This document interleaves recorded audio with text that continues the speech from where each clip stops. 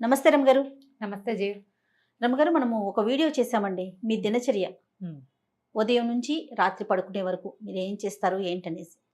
అయితే అందులో పూజ గురించి బ్రీఫ్గా చెప్పారు, పూర్తిగా మాట్లాడుకోలేదు. హ్మ్. మరి ఈరోజు అసలు మీరు ప్రతిరోజు చేసే నిత్య పూజ ఏ విధంగా చేస్తారు, ఏం మొక్కుతారు? మొక్కులు మాకు చెప్పరేమో బహుశా. ఏం చేస్తారు రమగారు, ఎట్లా? సాధారణ పూజ చేయాలి. అవునా? అంటే నా పెళ్ళికి ముందుకి పెళ్ళికి తర్వాతకి తేడా ఉంది. మా శాఖలు వేరు. సో అమ్మ వాళ్ళ ఇంట్లో పూజా విధానం ఒక రకం. అందులో రోజు ఆడపిల్లలు ఇంట్లో ఉన్న వాళ్ళందరూ పూజించే విధానాలు అవి తెలీదు. మా అమ్మ దేవతార్చన చేసేటప్పుడు ఏవో స్తోత్రాలు వరుసగా ఆవిడ చదువుకుంటుండేవారు. అవి విని విని విని నాకు దేవతార్చన విధానం అలవాటైంది, బాగా Okay. వచ్చింది. ఓకే. కాకపోతే అది దానికి ప్రత్యేకంగా మడిగట్టుకోవాలి, మా పెరమాళ్ళని అందరూ ముట్టుకోరు. Hmm. మా ఇంట్లో విధానం అది. ఈ అత్తవారింట్లో పూజా విధానం వేరు. అమ్మ వాళ్ళది నిలుబొట్టు, అత్తగారి వాళ్ళది అడ్డబొట్టు. ఓకే. ఈ బొట్టు తేడాతోటి పూజా విధానాల తేడాలు ఉంటాయి. తులసి పూజ అవి మా ఇంట్లో అలవాట్లేదు. మరి మా వాళ్ళల్లో ఎవరైనా చేస్తారేమో. తులసితోటి స్వామిని పూజిస్తాం కానీ తులసికి పూజ తెలియదన్నమాట. నోములు వ్రతాలు అవి ఉండవు మాకు. పుట్టింట్లో లేవన్నమాట, నోములు ఉండవు. ఈ మన పౌర్ణమి నోములని, వరలక్ష్మి వ్రతము, తర్వాత మంగళగౌరి వ్రతాలు అవి ఏం చెయ్యం మేము. ఓకే. అక్కడ ఉండవు. వాళ్ళకి ఆ సిద్ధాంతం కాదనమాట, వాళ్ళ సిద్ధాంతం వేరుగా ఉంటుంది. అయితే తర్వాత కొంచెం కాస్త పెద్దవాళ్ళం అయ్యాక వినాయక చవితి ఒకటి బాగా చేసుకుంటూ ఉండేవాళ్ళం. తర్వాత వరలక్ష్మి వ్రతం పూజ చేసుకోవటం, లక్ష్మీ పూజే కదా, ఆడపిల్లలకు మంచిదని మా రంగపిన్నో మా ఆండక్కో ఎవరో వాళ్ళిద్దరిలో వాళ్ళు ప్రవేశపెట్టారు వరలక్ష్మి వ్రతం. అప్పుడు మా అమ్మ పూజ, మాకు మా దేవతార్చన అయిపోతే విడిగా మేము ఒక పీట పెట్టుకుని బంగారపు వస్తువు ఏదైనా పెట్టుకుని వరలక్ష్మి వ్రత విధానం పుస్తకం చదువుకుని పూజ చేసుకునేవాళ్ళు. అదే మాకు తెలుసు, అంతకంటే తెలియదు. అత్తవారింటికి వచ్చాక వీళ్ళ పూజా విధానం అవి కొంచెం వేరుగా ఉంటాయి. వీళ్ళకి నోములు అవి ఉన్నాయి. మూగుదానికైనా 3 నోములే అని 3 వేలు చూపించేవారు మా అమ్మగారు. ఓకే. మా వారి నాయనమ్మ, అత్తగారు లేరు కదా, సో మా వారి నాయనమ్మ ఉండేవారు, మా అమ్మగారు ఉండేవారు. 3 నోములు అని వరలక్ష్మి వ్రతం చేయించారు. మంగళగౌరి నోములు పట్టించారు, 5 సంవత్సరాలు చేయవలసింది. తర్వాత ఏమో పువ్వు తాంబూలం పండు తాంబూలం నోము ఒకటి నోయించారు. తర్వాత 16 ఫలాల నోము అదొకటి పట్టించారు అనమాట. వరలక్ష్మి వ్రతం ఏటా చేసుకునేది. క్రమంగా ఇది నేను నేర్చుకున్నా. అయితే ఈ మామగారు అప్పుడప్పుడు ఉంటుండేవారు కానీ రెగ్యులర్గా ఎప్పుడు నాతోటే లేరు, ఎప్పుడైనా వచ్చేవారు. ఆవిడ పూజా విధానాన్ని నాకు నేర్పించేసే ప్రయత్నం చేయలే. నేను చదువుకున్న పిల్లని, సంస్కృతం వచ్చు, పెద్దింట్లో నుంచి వచ్చాను కాబట్టి కొంత ఏదో చేసుకుంటుందిలే అన్నట్టుగా దీపం పెట్టుకోవటం ఒకటే పూజా విధానంగా ఉండేది నాకు తెలిసి అప్పట్లో పెళ్ళైన కొత్తల్లో. ఆయన మావారు సంధ్యావందనం చేసుకోవటము, ఆయన జపం చేసుకోవటం చిన్నతనంలో వాళ్ళకి ఉపనయనాలు చేసేసారు 7-8 ఇయర్స్కే. అప్పటి నుంచి ఆయన వాళ్ళకి బాగా అలవాటు. మా మరుదులు కూడా చాలా బుద్ధిమంతులు ఆ విషయంలో. పొద్దున్నే లేచేసి సంధ్యావందనం చేసుకోవటము, సొంతంగా జపం చేసుకోవటము అది ఉండేది. ఓకే. ఈ పూజ ఏముంది, నేను దీపం పెట్టుకోవటం, 4 పువ్వులు పెట్టడం, ఏదైనా పళ్ళు నైవేద్యం పెట్టడమే చేసేదాన్ని. దీపం కూడా ఆయన ఒకసారి పెట్టేసేవారు, నేను మళ్ళీ అందులో కొంచెం నూనె వేసేదాన్ని, అలాగే చేసేదాన్ని. ఒక 3-4 సంవత్సరాల పాటు వరలక్ష్మి వ్రతం, మంగళగౌరి నోములు, ఏదైనా సత్యనారాయణ వ్రతం చేసుకుంటే అది తప్ప మొదటి 4 సంవత్సరాల పాటు నేను ఏమీ పెద్దగా శ్రద్ధగా చేసింది అయితే లేదు. ఇవన్నీ నిజాలే, ఇందులో దాచేందుకు ఏం లేదు. అయితే ఈ 4 ఏళ్ళు మా పెద్ద అబ్బాయికి ఒక ఏడాది ఇంచుమించుగా ఏడార్థం వయసు ఉండగా మా వారికి కొంత పరిచయస్తులు, బహుశా బాబాయ్ గారి ఫ్రెండ్స్, వీరి మావయ్యకి ఫ్రెండ్స్ అనమాట. ఫ్రెండ్ ఒక ఆయన మోహన్ రావు గారు, వారి పేరు తలుచుకుంటేనే చాలా సంతోషంగా ఉంటుంది. ఆయన నాకు చెప్పారు, అమ్మ లలితా సహస్రం చదువుకోండి మీరు. నా పెళ్లి నాటికి నాకు లలితా సహస్రం రాదు. ఇంచుమించు నాకు ఒక 30 సంవత్సరాలు వస్తూ ఉండగాను, ఇంకా రాలేదు, 30 రాకముందే నేర్చుకున్నాను అనుకో. మా పెద్దక్కయ్య లలిత కామ్యం, అందరూ చదవకూడదు అనేది. మా ఇళ్లలో అసలు లలితా శాస్త్రం చదివే పద్ధతే లేదు. అయితే ఒకసారి చెప్పడానికి మొదలుపెట్టింది. మేము ఒక 20-15 శ్లోకాలు నేర్చుకున్నాం. మా అక్కయ్య నోటికి చెప్పేది, అక్కయ్య చదువుకోవటమే. అయితే అక్కయ్యకి చెప్పడం వచ్చు. ఇప్పుడు నేను ఎట్లా చెప్తున్నా అట్లా మా పెద్దక్కయ్య చెప్పేది. నేను, మా ఆఖరక్కయ్య, మా పెద్దక్కయ్య గారు అమ్మాయి, అట్లా మేము ముగ్గురున్నాం. మాకు తొందరగా వస్తాయి, సంస్కృతం ఒకటి ఉంది కదా. ఒక 18 శ్లోకాలు ఏమో 20 శ్లోకాలు చెప్పుకుని ఉంటాం అంతే, అంతకంటే చెప్పుకోలే.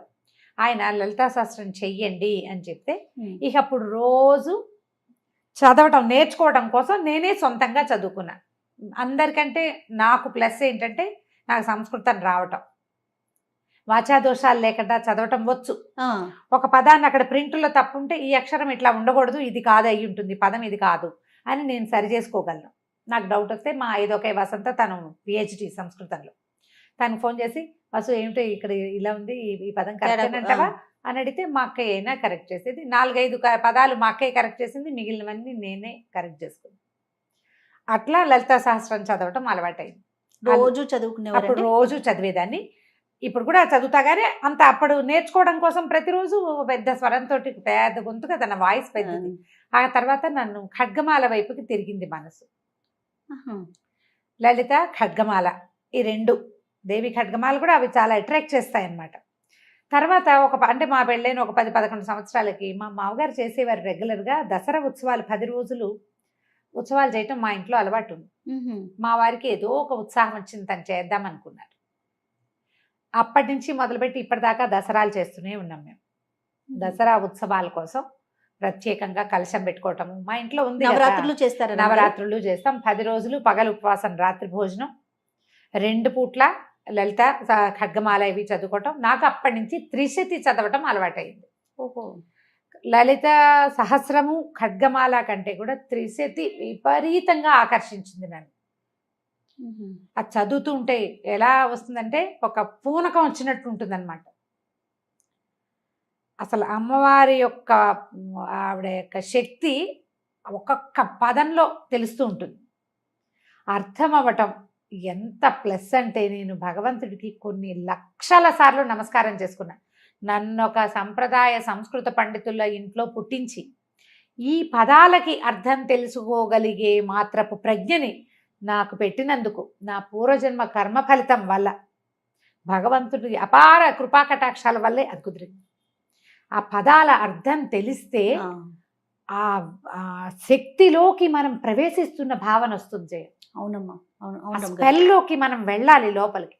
ఆ వెళ్ళగలిగే అవకాశం లభించింది. అట్లా ఈ లలిత మొదలుపెట్టిన దగ్గర నుంచి నాకు నిత్య గౌరీ పూజా విధానం ప్రాక్టీస్ చేశాను నేను. మా వాడికి, మా పెద్ద అబ్బాయికి 2 ఏళ్ళు అంటే ఇప్పటికి ఇంచుమించుగా ఒక 23 సంవత్సరాల నుంచి నిత్యము గౌరీ పూజ షోడశోపచారాలు గబగబ గబగబా చేసేసుకుంటా. శుక్రవారం మాత్రం లక్ష్మీ పూజ. ఇది ప్రాక్టీస్ అయింది. అప్పటి నుంచి చేస్తూనే ఉన్నా. మామూలుగా నాకు స్తోత్రాలు అవి చాలా అలవాటున్నాయి. దీంతో పాటు ఇంకొక విషయం ఏం చెప్పాలంటే సమాశ్రయణం అంటారు వైష్ణవులలో, అదొక విధానం. అంటే శ్రీ వైష్ణవ పూజా విధానంలో ఈ శంఖ చక్రాలు వేస్తారు భుజాల మీద. ఎవరికైనా శ్రీ వైష్ణవం ఇవ్వచ్చు అలాంటివి వినుంటారు కదా. అవునమ్మా. నాకు కూడా సమాశ్రయణం అయింది. నా పెళ్లికి ముందే చేశారు. అప్పుడు స్వామివారు ఒక అవకాశం ఇలా చెయ్యండి అని చెప్తే మా అమ్మ, మా ఇంట్లో ఎవరిదో సమాశ్రయణాలు జరుగుతున్నప్పుడు, నాకు వివాహానికి ముందే జరిగింది. సాధారణంగా వివాహం అయ్యాక చేస్తారు. మరి భగవంతుడు నాకు ఆయన నా మీద చూపించిన అపార కృపాకటాక్షాల్లో అది కూడా ఒకటి. అది అవ్వటం వల్ల నేను ఇంకా వేరే ఏ మంత్రోపదేశము తీసుకోలేదు. అష్టాక్షరి ఉపదేశం నాకు వివాహాత్ పూర్వమే ఉంది. నేను శాఖ మారిన నారాయణమూర్తి నాతోటే ఉన్నాడు. ఆయన నన్ను వదిలిపెట్టల. ఈ రోజువారీ పూజా విధానం ఇవన్నీ చేసిన ద్వయమంత్రం లేకుండా, అష్టాక్షరి లేకుండా నా రోజు గడవదు. దానికి గురు పరంపర చెప్పుకోవటం,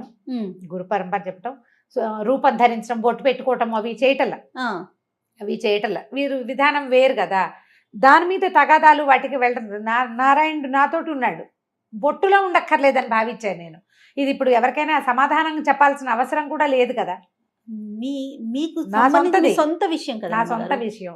మా అమ్మ వాళ్ళు పెద్దగా అభ్యంతర పెట్టలేదు. నేను నా అష్టాక్షరి తీసుకున్నా, మా వారికి నేను చేసుకునేది అది నాదే, నేను ఎవరికి చెప్పక్కర్లేదు. ఇప్పుడు ముఖతః చెప్తున్నాను కానీ తెలుసు వాళ్ళకు కూడా. నేను అష్టాక్షరి చేసుకుంటా తప్పకుండా. ఒక 108 ఖచ్చితంగా మాలతోటి జపం చేసుకున్నాక అప్పుడు వేరే పని చేసుకుంటాను. ఎంత పరిగెడుతున్నా ఇవి 2 మాత్రం ఇది తప్ప. ఆ స్నానం చేసి నేనేం చేస్తాను, నేను చదువుకునే స్తోత్రాలు నాకేంటంటే మా ఇంట్లో అలవాటు ఉన్నవి కొన్ని ఉన్నాయి రెగ్యులర్గా చేసేవి. పంచాయుధ స్తోత్రము, తర్వాత ఏమో వెంకటేశ్వర సుప్రభాతము, ప్రపత్తి స్తోత్రము. సుప్రభాతాలు రోజు చదవను, శనివారం మాత్రమే సుప్రభాతం చదువుతా. ప్రపత్తి స్తోత్రాలు రోజువారి గడగడ వెళ్ళిపోతాయి. అవి అలవాటు అయిపోయింది చిన్నప్పటి నుంచి. ముందు నుంచి వచ్చు అవి నాకేంటంటే ఇప్పుడు రావట్లేదు జయ. ఇదివరకు ఎవరైనా 4-5 రోజులు వరుసగా చదివితే తర్వాత నాకు వచ్చేసేవి. మా అమ్మగారు చదివే రామరక్ష స్తోత్రం అవన్నీ మా అమ్మ చదువుకునేది. ఇవన్నీ రావటంతో స్నానం చేసి నేను దేవుడి దగ్గరికి వెళ్ళే లోపల కుదిరితే ఉచ్చేశ్రవంతో పెద్ద సౌండ్, లేకపోతే నోట్లో అయినా వరుసగా గణేష పంచరత్నాలు, తర్వాత ఏమో సుబ్రహ్మణ్యాష్టకము, తర్వాత ఏమో వెంకటేశ్వర కరావలంబము, ఈ 3 లైన్. ఓ ఈ 3 చదివాక పంచాయుధ స్తోత్రం. పంచాయతీ స్తోత్రం బాగా చిన్నప్పటి నుంచి అలవాటు, పంచాయతీ స్తోత్రం చదువుకోవటం. ఆ తర్వాత స్వామివారిది సుప్రభాతాలు, ఇవి ఈ లైను, ఇవి ఒక 3. వీటితో పాటు రామరక్షా స్తోత్రం బాగా ఇష్టం. రామరక్షా స్తోత్రం, కాలభైరవాష్టకం అప్పుడప్పుడు చదువుతాను.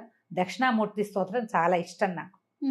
దక్షిణామూర్తి, ఈ మొత్తం ఇన్ని స్తోత్రాలు కలిపి అటు ఇటుగా నేను అక్కడే కూర్చుంటే ఒక 20 నిమిషాలు 25 నిమిషాలు పడుతుంది నాకు కూర్చుని ఉంటే. ఖాళీగా ఉన్నప్పుడు అలవాటు ఉంది కదా కంఠస్థం అలవాటు ఉంది కాబట్టి అక్కడ కూర్చోక్కర్లేదు, పని చేసుకుంటూ ఇవి చదివేసుకుంటా. అక్కడి నుంచి దేవుడి దగ్గర కూర్చున్నప్పుడు దీపారాధన చేయటం, పువ్వులు తెచ్చుకోవటం. అంటే బయట నుంచి కొనుక్కొచ్చిన పువ్వులని ఇప్పుడున్న నేను కొత్తగా వెళ్ళే 5-6 సంవత్సరాల క్రితం ఇల్లు తీసుకున్నాం. అక్కడ ఏంటంటే కింద కాసిన మొక్కలు ఉన్నాయి, ఏవో పువ్వులు వస్తాయి. నా అదృష్టం ఏంటంటే భగవంతుడు నాకు తోడబుట్టిన వాళ్ళని ఎంతమందిని ఇచ్చాడో, అలా ప్రేమగా నాతో ఉండే వాళ్ళని కూడా కొంతమందిని ఇచ్చాడు. కింద ఫ్లోర్ లో ఉండే జ్ఞానశ్రీయే ప్రతిరోజు పువ్వులు వచ్చి నాకు తెచ్చిస్తుంది, పంపిస్తుంది, పట్టుకొచ్చిస్తుంది. 90% తనే తెచ్చిస్తుంది. గ్రేట్. ఒక్కొక్కళ్ళని అట్లా ప్లస్ చేస్తాడు. ప్లస్ పువ్వులు పట్టుకొస్తుంది. ఏమైనా కొన్న పువ్వులు, చామంతులు అవి ఉంటే అవి పెట్టుకుంటే పువ్వులు పెట్టుకోవటం, ఈ వరుస లైన్ అంతా చదువుకోవటం. ఖడ్గమాలు కూడా చదివేస్తే అక్కడక్కడ ఖడ్గమాలే వెళ్ళిపోతుంది. శుక్రవారాలు నేను ఇంట్లో ఉన్నప్పుడు మాత్రం లలిత కానీ త్రిశతి కానీ చదువుకుంటా. దసరాల్లో పూర్తిగా ఇవి 3 వీటిని అలవాటుగా చదవటం అలా ఉంది. సాయంకాలాలు ఏం చేస్తాను, దీపం పెట్టుకుని ఎక్కువ ఏం చెయ్యను. సాయంత్రం తేలిగ్గా 1-2 స్తోత్రాలు చదువుకుంటా. త్రిశతి సాయంత్రం చదివితే ఏంటంటే పగలు పనిచేసిన అలసటంతా పోతుంది జయ. ఏంటో నాకు అవునా అవకాశం దొరుకుతుందా? దొరుకుతుంది అప్పుడప్పుడు, రోజు ఉండదు. ఇప్పుడు నేను ఇక్కడే 7:30 అయిపోయింది అనుకో, నా వల్ల కాదు ఇంకా కూర్చోవటం. పెంద్రాలే వెళ్ళిన రోజున తప్పకుండా చేస్తాను. దీంట్లో వీటిలలో ఒక్కొక్క రోజు ఒక్కొక్కటి ప్లస్ చదవ బుద్ధి అయితే ఆ పూట ఖాళీగా ఉన్నాను అనుకో, కాలభైరవాష్టకం, తర్వాత జగన్నాథాష్టకం చాలా ఇష్టం నాకు, పూరి జగన్నాథుడి గురించి అదొకటి చదువుతాను. మధురాష్టకం అవి ఇష్టం. కృష్ణుడికి సంబంధించిన చాలా స్తోత్రాలు. ముకుందమాల మా ఇంట్లో ఉపదేశం ఉంది, నాయనమ్మకు ఉండేది. మా నాయనమ్మ ఆవిడ ఇట్లా మంచంలో ఉన్నా కూడా గుష్యతే ఎస్సే నగరే అనుకుంటూనే ఉండేవారు. దాంతో అదొకటి బాగా ఇష్టం. నేను ఆ ముకుందమాల పాఠం కూడా చెప్పాను. ఓహో, బాగా ఇంట్రెస్టింగ్ గా ఉంటుంది ముకుందమాల కూడా. అది కూడా అసలు ఎట్లా కృష్ణుడిలోకి మనని తీసుకెళ్ళిపోతుందంటే అర్థం కావాలి. ఇక్కడ ప్రధాన అంశం ఏంటంటే రమ్మగారు, మీకు వాటి భావం తెలియటం, దాని వలన పూర్తిగా ఇన్వాల్వ్ అయిపోతారు, దాని లోపలికి వెళ్ళిపోగలుగుతారు కదండి. నిజంగా అది చెప్తున్నాగా, లక్షల సార్లు కృతజ్ఞతలు చెప్పుకున్నా భగవంతుడికి అసలు అది తీరదనమాట. ఉన్నావు నాయన, అందుకని ఇప్పుడు లేకపోతే అంత అవకాశం అందరికీ లభించదు. అవునవును అవును. ఆ లభించటం, దాంతో పాటు నాకు భక్తి ఉండటం, ప్రధానంగా భగవంతుడి మీద ఆసక్తి ఉండటం. ఎంత హడావిడిలో ఉన్నా ఏదో ఒకటి. ఇప్పుడు నేను బజార్ ప్రయాణంలో కూడా నేను చదువుకుంటారు. ప్రయాణం ఒకవేళ నేను ఇంటి దగ్గర ఏం చదువుకునేందుకు అవకాశం లేక అలా పరిగెత్తుకుంటూ రావాల్సి వచ్చింది, మా టీవీకి వెళ్ళినా కూడా అక్కడ కారులో చదువుకుంటా మొత్తం స్తోత్రాలు. పువ్వులు వేసి గబగబా ఈ పూజ చేసేసి అక్కడి నుంచి ఈ స్తోత్రాలన్నీ రెగ్యులర్ గా ప్రతిరోజు. నిత్య నైవేద్యాలు ఏమైనా పెట్టుకుంటారా రమ్మగారు? అలా మా దగ్గర ఏంటంటే నేను ఇంట్లోనే ఉంటే ఏదైనా చేసి పెట్టుకుంటాను జయ. ఇంట్లో లేకపోతే ఎక్కువగా మేము పెట్టేవైతే పాలు పళ్ళే. ఓహో, మా వారికి ఆయన పూజ అయింది కదా, తన పూజ వేరు అది వేరు. ఆయన అంటే ఒకే చోట దేవతార్చన ఉన్నప్పటికీ ఆయన పద్ధతి విధానాలు వేరు. ఆయన రెగ్యులర్ గా చేసేసుకుంటారు. ఆయన పంచాయతనం ఉంది మా ఇంట్లో, శివ పంచాయతనం ఉంది. ఆయన అభిషేకం చేసుకోవటము, నైవేద్యం పెట్టుకోవటము. అయితే ఈ పంచాయతనాల్లో కూడా మరి అన్నం నివేదన పెట్టాలని కొంతమంది చెప్తారు, కానీ మాకేంటి ఇంట్లో పెద్దవాళ్ళు చెప్పేదాన్ని పాటిస్తాం. అలా కాదు, ఇలా పెట్టండి, అలాగే చేయక్కర్లేదు. కాబట్టి ఇక మడి కట్టుకుని అన్నం వండి పెట్టాలి లేవు. దసరాలు, నవరాత్రుల్లో, తర్వాత వినాయక చవితి, ఇవన్నిటికీ మడితో వండుకునే అలవాటే ఉంది మాకు. రోజు వారడి లేదు. రోజు ఎక్కువగా మేము పెట్టేది పళ్ళు, పాలు, తర్వాత ఏమో పటిక బెల్లము, పంచదార, బెల్లము, ఏదైనా కొంచెం పులగం చేసుకుంటే పులగం పెడతాం, అట్లా నివేదన చేసుకుంటాం. కొబ్బరికాయలు కొట్టడము. ఇదే విధానం. ఇప్పుడు ఇందులో ప్లస్లు మైనస్లు ఇందులో ఎవరి సలహా సంప్రదింపు ఐడియాలు లేవు, పూర్తిగా మీది కదా. పూర్తిగా నాదే. భగవంతుడు నాకు ఇచ్చిన స్వాతంత్రం ఏంటంటే ఇందులో నన్ను కరెక్ట్ చేసే వాళ్ళని ఎవరిని పెట్టలా నాకు. కానీ భావాలు వేరు కదా రమ్మగారు మీది, కానీ ఇంట్లో డాక్టర్ గారిది కానీ భావాలు వేరు కదా. ఎక్కడన్నా ఇబ్బంది అనిపించిందా మీకు? ఏం లేదు, అదే చెప్తున్నా, అదృష్టవంతులైతే ఆ విషయంలో అదృష్టవంతులే. మా మరుదులు చాలా ప్రేమగా ఉన్నారు నాతోటి. సొంత తమ్ముళ్ళున్నా అంత బాగా కలిసి ఉండేవాళ్ళు కాదేమో. ఓకే. వాళ్ళ ఫస్ట్ ప్రిఫరెన్స్ వదినే. ఎప్పుడు మొదటి నుంచి అప్పటి నుంచి ఇప్పటిదాకా ఇంచుమించు 30 సంవత్సరాలు అవుతుంది. నన్ను కరెక్ట్ చేయలే ఎప్పుడు. మా మామగారు కొంచెం అంటి ముట్టినట్టే ఉండేవారు. గౌరీ పంచాక్షరి తీసుకోండి అని చెప్పారు ఒకసారి. మిమ్మల్ని తీసుకోమన్నారు ఒక మంత్రం, గౌరీ పంచాక్షరి తీసుకోవచ్చు అని, బాగుంటుంది అని. మంచిది అవును స్త్రీలకి, అది మంచిది. అది కూడా భర్త నుంచే తీసుకోవాలి. అలా ఏవో నియమాలు ఉండే, నాకు అంత బాగా తెలియదు దాని మీద. ఓకే. నాకు ఎందుకనో అంత అనిపించింది. నారాయణమూర్తిని వదిలిపెట్టాలని అనిపించలే.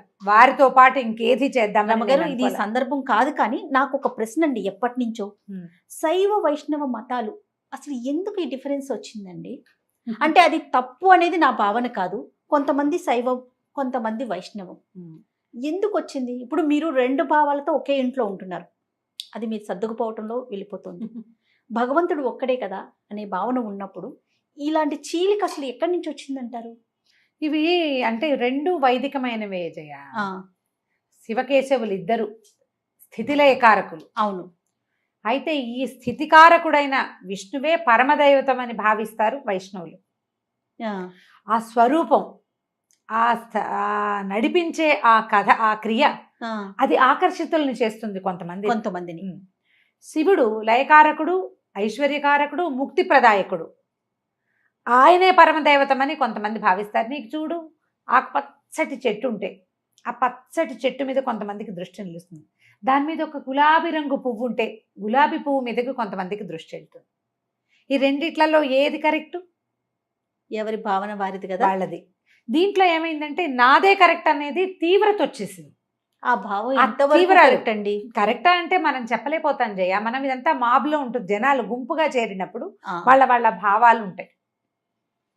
నారాయణమూర్తి ఆ స్వరూపము, ఆయన ఆ చెప్పబడుతున్నటువంటి రకరకాల క్రియలు, ఈ దశావతారాలు, ఇవి కాకుండా చెప్పబడే మొత్తం 21 రకాల అవతారాలు, అవన్నీ ఆకర్షితుల్ని చేస్తాయి కొంతమందిని. పరమేశ్వరుడు, ఆయన యొక్క రుద్రమూర్తులు, ఆయన యొక్క క్రియాకలాపాలు, సదాశివుడుగా నిరంతరము శక్తితో కలిసి ప్రపంచంలోనే ఉండటము, ప్రపంచ నిర్మాణ శక్తి పరమేశ్వరుడే అవటము కొంతమందిని ఆకర్షితులు చేస్తుంది. భగవంతుడు నాకు ఇచ్చిన వరం ఏంటంటే, నాకు వీళ్ళిద్దరిలో తేడా లేదు. అది ఎంత ఆకర్షిస్తుందో ఇదంతా ఆకర్షిస్తుంది నన్ను. నేను లలితలో ఎంత మిళితమైపోతానో విష్ణు సహస్రనామంలో అంత వెళ్ళిపోతాను. విష్ణు సహస్రనామము చదువుకుంటాను, అది రోజువారీ క్రియ.